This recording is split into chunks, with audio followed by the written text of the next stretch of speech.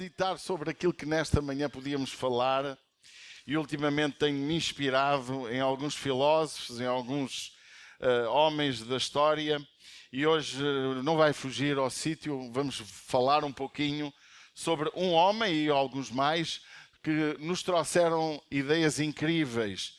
E uma das frases que todo mundo conhece e que muitas vezes não sabe quem a escreveu é esta: o coração tem razões que a própria razão desconhece. Já alguém tinha ouvido esta frase? O coração tem razões que a própria razão desconhece. Quem disse isto foi Blaise Pascal, um homem que escreveu muita coisa sobre a fé. E o que nós hoje vamos estudar para nós é as razões do coração e o clamor invisível da alma por Deus. Este gênio da matemática, ele é precursor, ele trouxe para nós a calculadora, para quem não sabe, e da física. Ele criou a lei da pressão hidrostática, entre muitas outras coisas. Ele era um homem que aos 31 anos, após um encontro que ele chama de místico com Deus, escreveu em seu casaco: Deus de Abraão, Deus de Isaac, Deus de Jacó, não dos filósofos e dos sábios, porque parece que para ele a sabedoria que ele tinha não o estava a levar a Deus. No entanto, ele passou a dedicar-se à apologética cristã, escreveu o que ele chama de Pensamentos, onde tentou mostrar que a fé cristã é a única resposta razoável para a condição humana. A sua experiência mística, a sua experiência com Deus, em 1654, registada como a Noite de Fogo, Pascal dedicou-se a Cristo, abandonou os círculos científicos e seculares e escreveu uns fragmentos, pensamentos, que ele chamou de pensamentos, defesa intelectual da fé cristã contra o racionalismo e o ateísmo. Ele, Pascal, compreendeu o que diz as Escrituras: enganoso é o coração do homem, mais do que todas as coisas. Enganoso é o coração do homem, e mais do que qualquer coisa que nós possamos elaborar. E diz que o homem é corrupto e que não conhece o seu próprio coração. Lá escrito em Jeremias 17:9. E ele entendeu que o homem precisa de fazer o que também Jeremias falou: buscar-me-eis e me achareis quando buscares de todo o coração. A sua busca pela verdade levou a conclusões interessantes. E, irmãos, e nós muitas vezes achamos que, ou não compreendemos muitas frases que estão na gíria. Achamos que o coração, e hoje está na moda dizer, segue o teu coração. Só que o meu coração é enganoso, diz a Bíblia. O nosso coração nos leva para o caminho que nós queremos, nós desejamos. Por isso que nós somos tendenciosamente aptos para fazer aquilo que é a nossa própria vontade. O próprio Senhor Jesus, ele veio a contrariar um bocado o pensamento, este próprio pensamento. Ele declara que é preciso, quem quer seguir Jesus, negar-se a si próprio. A busca interior que a razão não resolve é algo que está inerente em nosso coração. Note que não há nada na nossa vida que consiga preencher o vazio que Pascal ele tinha em seu coração. Ele declara que nada nesta vida preenchia aquilo que havia em seu coração como vazio. Este francês matemático tornou-se também um teólogo. Após o seu encontro com Deus, abandonou a glória da academia e dedicou-se à fé. Pascal escreveu: há no homem um vazio em forma de Deus, disse ele. E este vazio não apenas é emocional, continua ele a dizer, é espiritual. A razão percebe o problema, mas não oferece solução. Há razões que nós procuramos, queremos tudo uma resposta pela razão, mas na verdade a razão não consegue ter a solução. Outro homem muito interessante que foi Lewis Cleaves, vocês sabem que eu sou péssimo a ler estas coisas. Clive Staples Lewis afirmou: se encontro em mim um desejo que nada neste mundo pode satisfazer, é sinal de que fui feito para o outro mundo. Eu vou repetir. Ele disse, Lewis, se encontro em mim um desejo que nada neste mundo pode satisfazer, é sinal que fui feito para o outro mundo. E nós fomos chamados para ser estrangeiros neste mundo. Fomos chamados para ser forasteiros neste mundo. Fomos chamados para viver contra a maré neste mundo, contra as tendências naturais do mundo. E Lewis compreendeu isso. Este filósofo, escritor, crítico literário e apologista, ele é um cristão e tornou-se um dos maiores defensores intelectuais da fé cristã no século XX. Foi professor nas universidades de Oxford e Cambridge. Ele converteu-se do ateísmo, este homem, ao cristianismo. Tornou-se um homem influenciador, mas ele foi influenciado pelo seu amigo Tolkien, aquele que escreveu O Senhor dos Anéis. Quem é que já viu O Senhor dos Anéis? Alguém viu? Foi ele que escreveu e foi este homem, este britânico, que conseguiu levá-lo a Jesus através da fé.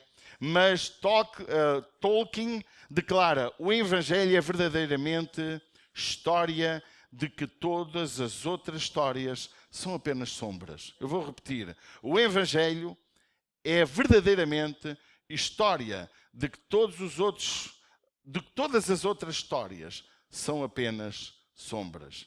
Essa frase foi dita pelo Tolkien em conversas com Lewis, ajudando-o a levar à fé cristã. Atuou principalmente dentro do protestantismo anglicano. Voltando a Lewis, após a sua conversão, torna-se escritor de muitos livros que fundamentam a fé. Uma das suas obras relevantes, Cristianismo Puro e Simples, é o título, em 1952. Obra apologética essencial e defende a lógica da fé cristã. Há quem diga que a fé não tem lógica, mas a fé também tem lógica. Está comprovado que a fé tem lógica. Há muitas pessoas que se convertem ao cristianismo. Muitos homens ateus converteram a Cristo quando eram ateus e quando estudaram a fé. E ao estudar a fé, encontraram na fé a lógica da fé. Este homem escreveu as Crónicas de Nárnia, entre muitas outras obras. Lewis. A sua conversão dá-se pela insatisfação interior na sua alma. Nada preenchia, diz ele, o seu interior. Diga, nada preenchia o seu interior. Eu gosto muito de estudar sobre Lewis. Ele é um exemplo poderoso de como a razão pode levar à fé.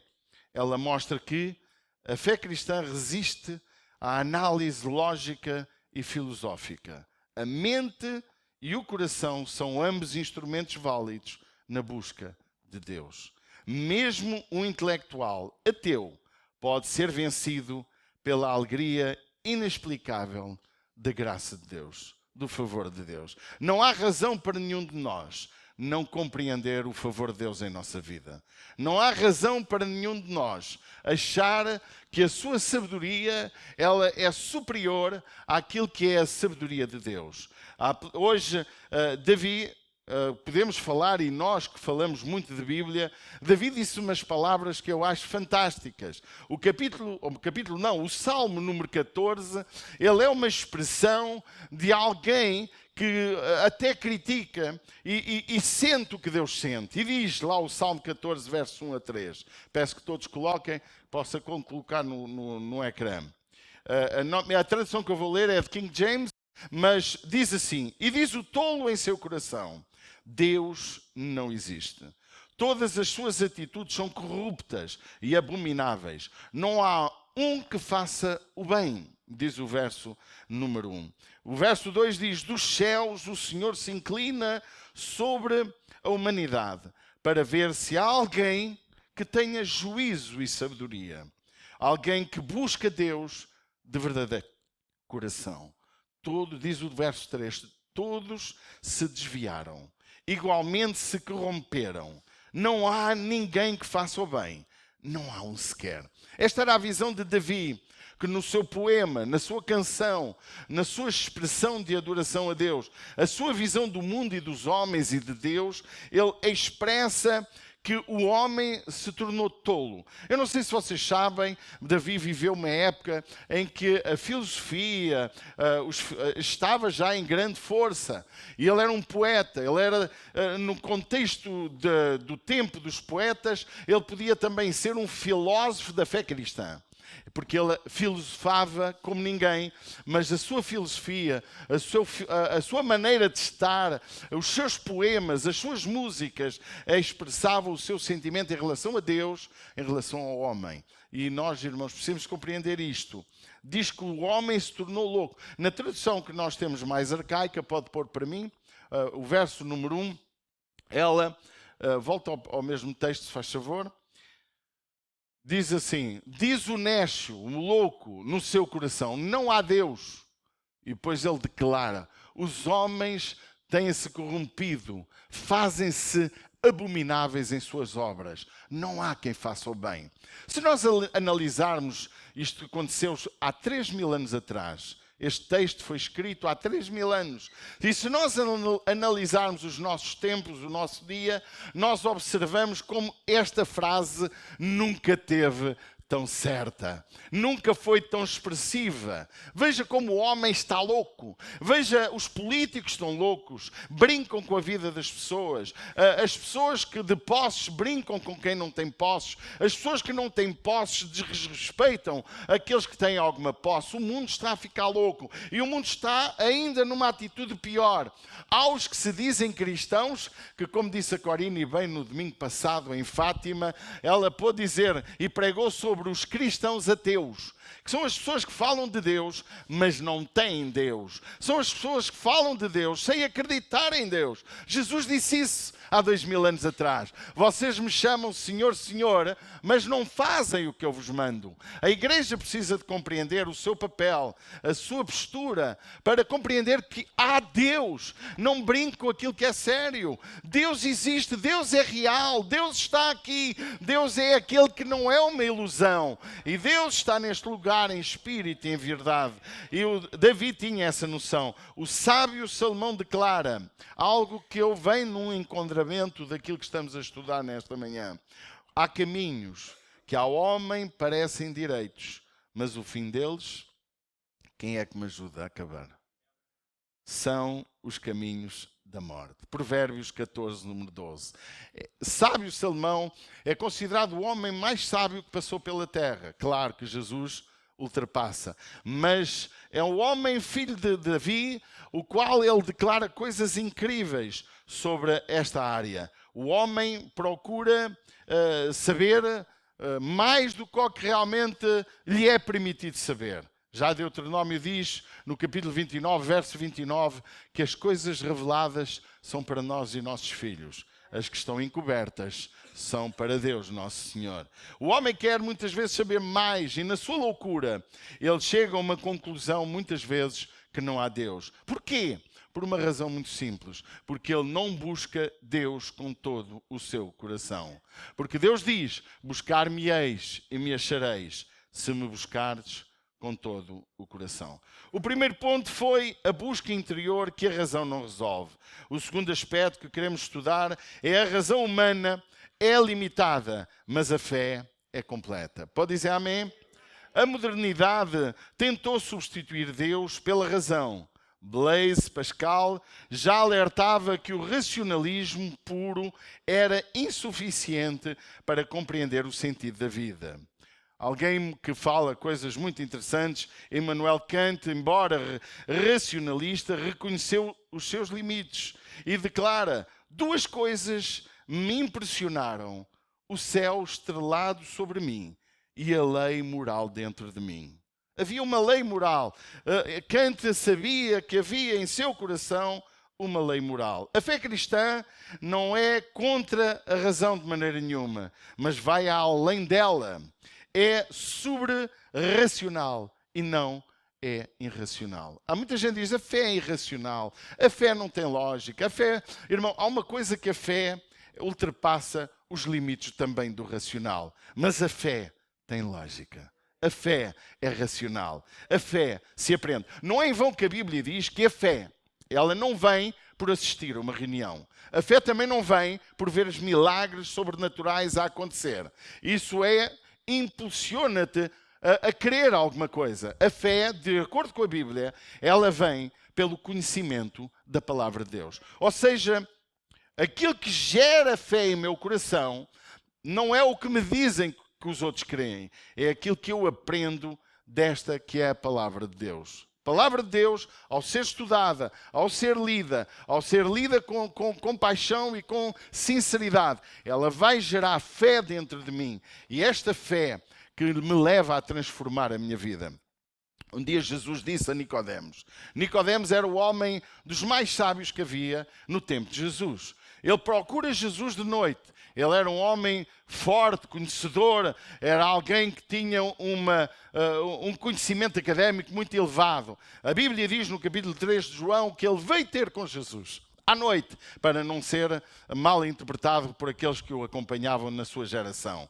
E ele veio e perguntou a Jesus e disse: bom mestre, nós sabemos que tu és vindo de Deus, porque não há na terra ninguém que faça as obras que tu fazes se Deus não for com ele. E Jesus, mudando de assunto, porque o importante assunto não era esse, ele disse: necessário te é nascer de novo. E ele, quando diz isto, Nicodemos não entende o que é nascer de novo. E nascer de novo é nascer por uma fé em Deus. E ele disse: quem não nascer da água, que é a água na Bíblia é o símbolo da palavra, quem não nascer da palavra e pelo Espírito não poderá fazer parte do reino de Deus. Necessário te é nascer de novo. E Jesus explica-lhe. E depois de seguir a explicar, Jesus deu uma grande lição. O versículo 16 de João 3, Jesus declara algo que é transcendente, algo que ultrapassa a nossa capacidade, que revela o amor de Deus, que é algo fantástico. E Deus diz: porque Deus amou o mundo de tal maneira que deu o seu Filho unigênito, para que todo aquele que nele crê não pereça, mas tenha a vida eterna. A fé cristã, mais uma vez repito, não é contra a razão, mas vai além dela. É suprarracional, não é irracional. De acordo com o autor da Epístola aos Hebreus, ele declara no capítulo 11, versículo de número 1, sobre a fé. Ora, a fé é a certeza das coisas que esperam, a convicção dos factos que se não veem. Isto é, ali nesta tradução diz: ora, a fé é o firme fundamento das coisas que esperam e a prova daquelas que não se veem. A fé, irmãos, ela é fundamentada em acreditar. Não existe fé com dúvidas. Dê-me só um segundinho, por favor. Existe fé e ao mesmo tempo dúvidas. Não há como ter fé ou existe pequena fé, existe vários níveis de fé, existe fé para vários níveis de situações, fé para ser salvo, fé para ser curado, fé sobrenatural para a operação de milagres, prodígios e maravilhas, como Deus tem usado muitos homens na terra contemporânea, no nosso tempo, mas a fé nunca pode implicar dúvida. Olha o que Jesus disse para quem o ouvia e para nós hoje. Se tu creres e se tu pedires sem duvidar, tu terás. Mas, se tu disseres a este monte, sai deste lugar e vai para aquele, sem duvidar, isso acontecerá. Porque a fé é a ausência de dúvida. Não existe fé com dúvida. Pode haver vários níveis de fé, mas fé nunca pode envolver dúvida. O apóstolo Paulo compreende o mistério que revela a necessidade da nossa salvação. Veja que ele, ao declarar sobre a salvação, ele, além da fé, há uma coisa que a fé, ela é ela que germina a nossa salvação. Quando Jesus diz, através de João 3,16, quem crer e for batizado, ele está a dizer: quem tiver fé em mim será salvo. Você entende? João 3,16, para que todo aquele que nele crer não morra, não pereça, mas tenha a vida eterna. Crer é fé. E olha o que diz o apóstolo Paulo em Efésios 2,8. Porque pela graça sois salvos, mediante a fé. Isto não vem de vós, é dom de Deus. E logo a seguir ele diz, não vem das obras, para que ninguém se glorie, para que ninguém pense que a sua salvação é fruto das obras de caridade que faz. Mas a nossa salvação é fruto da graça. Ou seja, uma graça que envolve fé. Se eu não tenho fé em Deus, se eu não quero buscar Deus, se eu não quero crer nele, eu não vou ser salvo.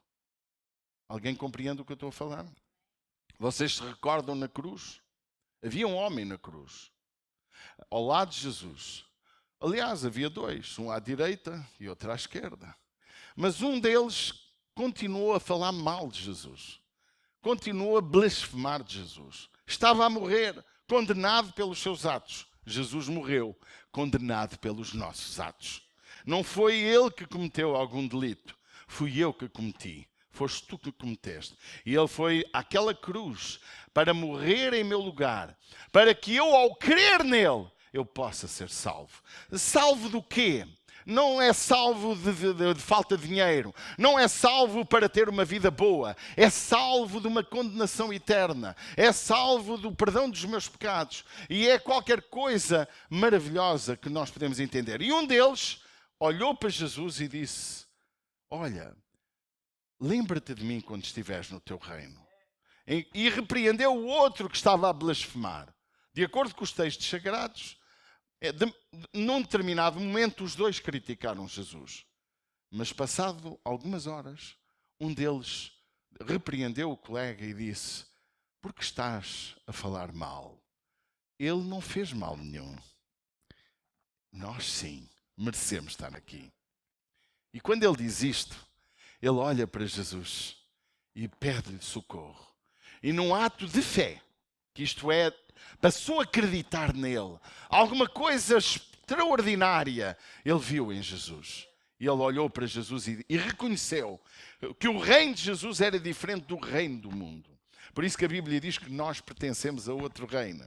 Por isso que Jesus ensinou a orar, vós orareis assim, Pai nosso que estás nos céus, santificado seja o teu nome, venha a nós, o quê? O teu reino. Por isso que a igreja, os cristãos, aqueles que creem em Cristo, precisam de viver esta realidade no reino, que não é o reino deste mundo.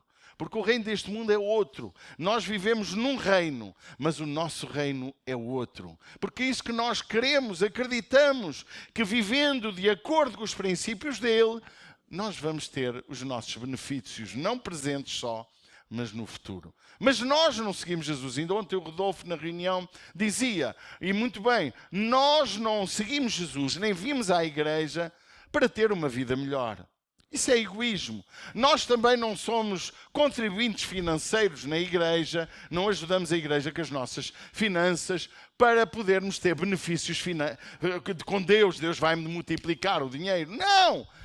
Nós somos fiéis, nós seguimos Jesus por uma razão muito simples, por uma atitude de gratidão, porque Ele me salvou.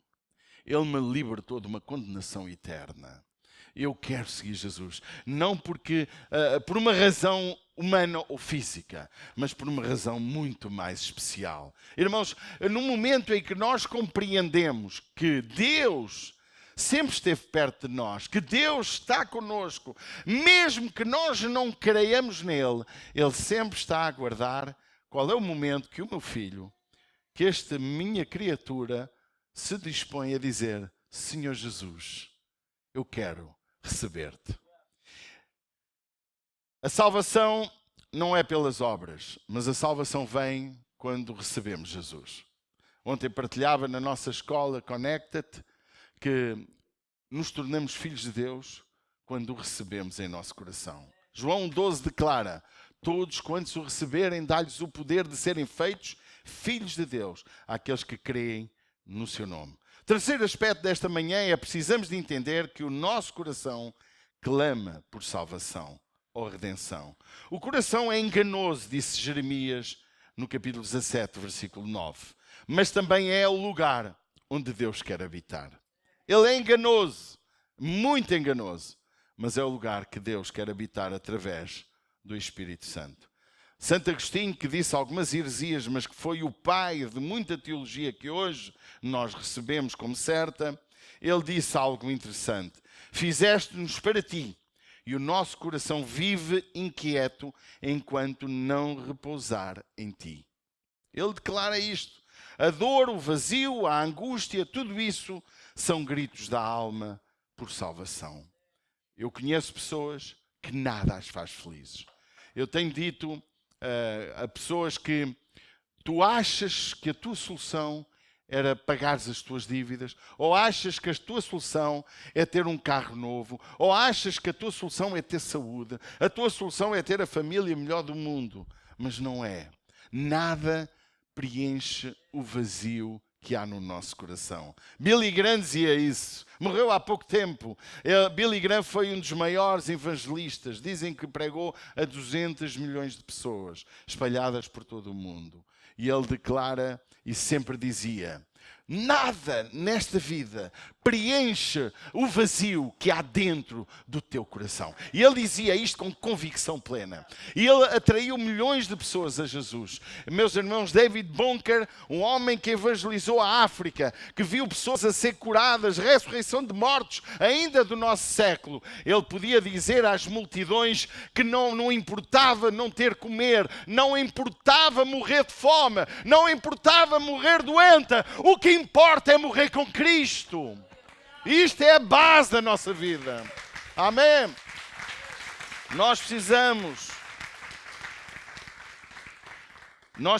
de compreender o que Jesus disse. Vinde a mim. O vinde a mim é a base.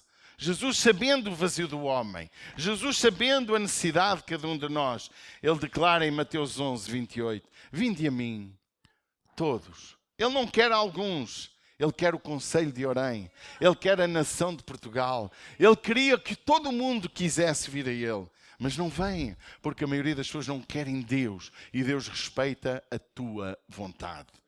Embora há quem diga, e hoje já falamos às vezes aqui de muitos homens que acreditam de outra maneira que eu, mas que foram grandes teólogos, trouxeram uma mensagem incrível ao mundo, levaram nações a se converter ao Evangelho, eles acham que está tudo decidido. Mas não, Deus diz, dá-me, filho meu, o teu coração.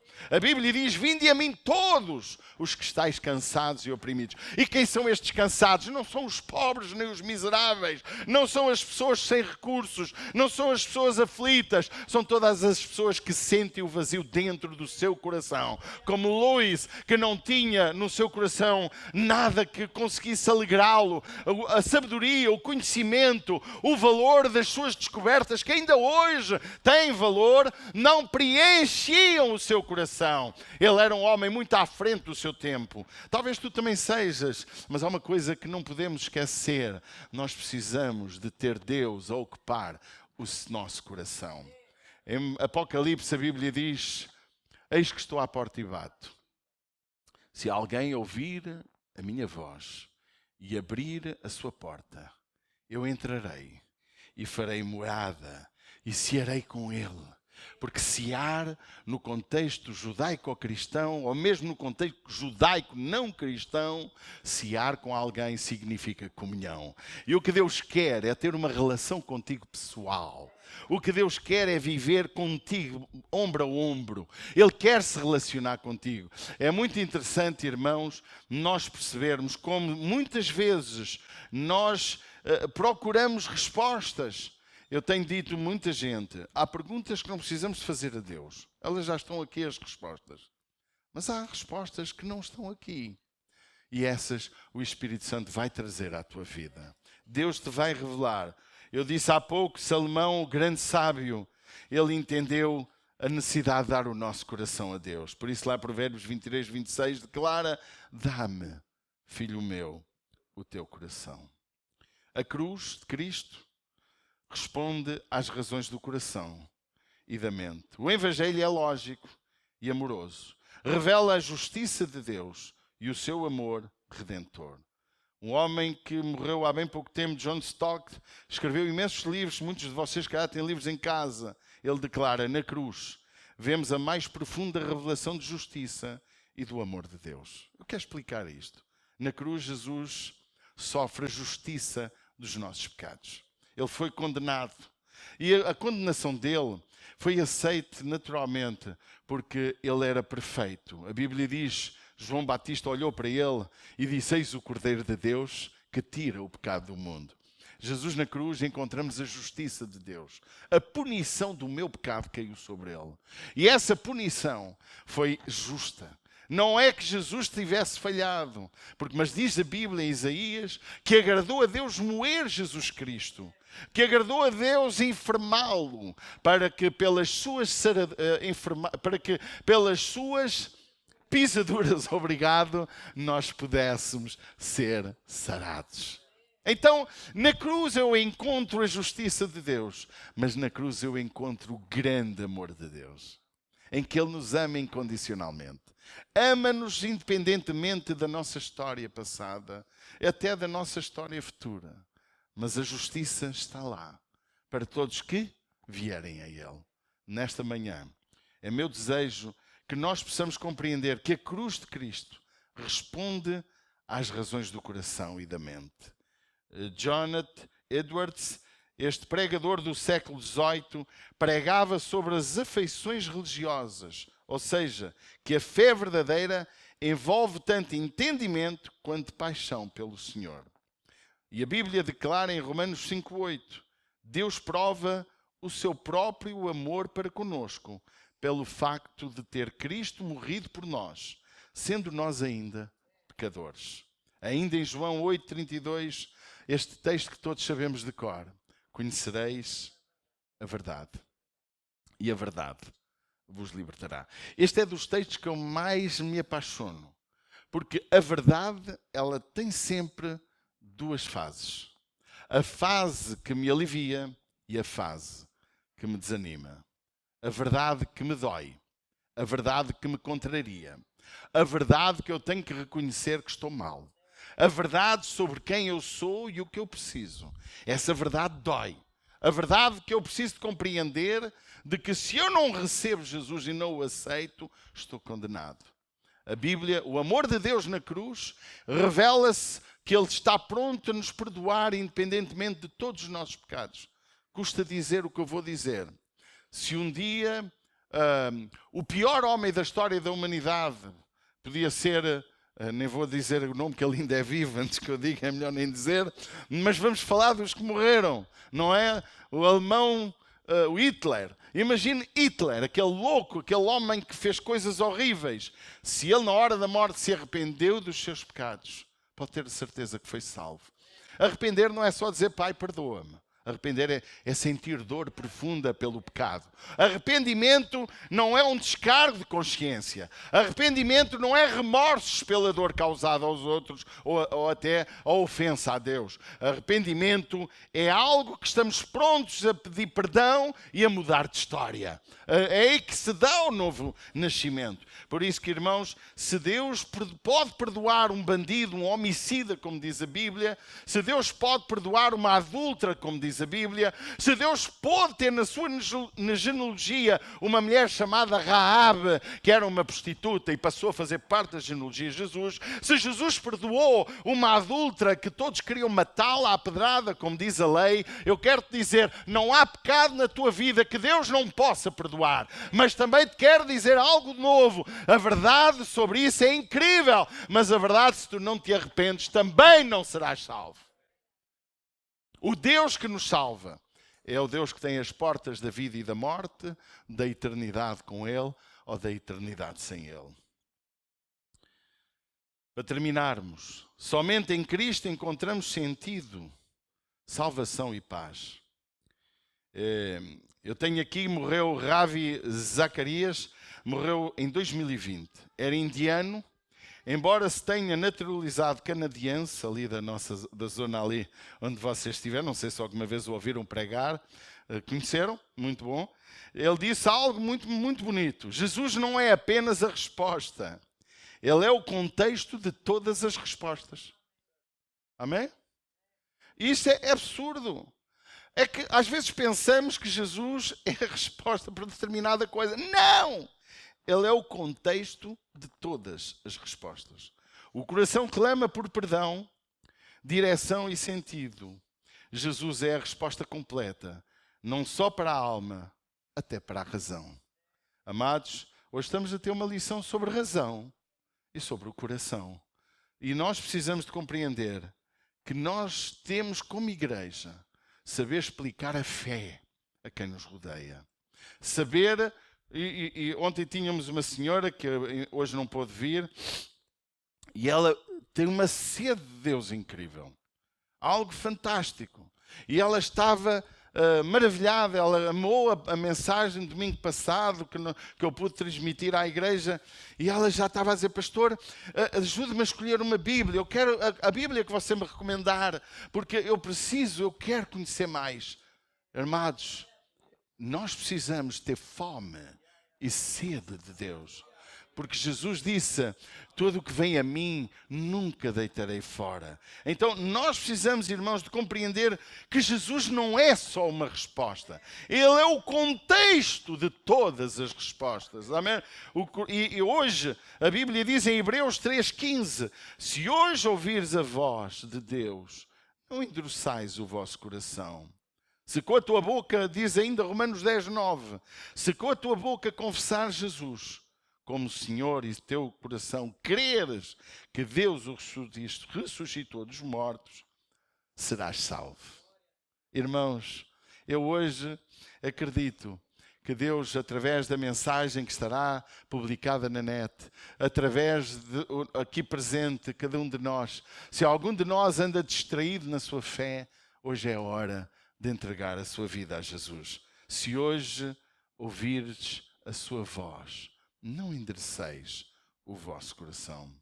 A razão pode nos levar até à porta, mas só a fé pode abrir o coração de Deus para quer alcançar.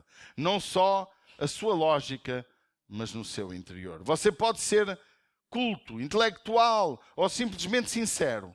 Se o seu coração está inquieto, é porque ele reconhece que foi feito para Deus. Tu nasceste para Deus. Se o seu coração está inquieto, se há um clamor que existe dentro de si, que não consegue explicar, é Deus a chamar-te, é Deus a contender contigo. Não nos escondamos atrás da razão.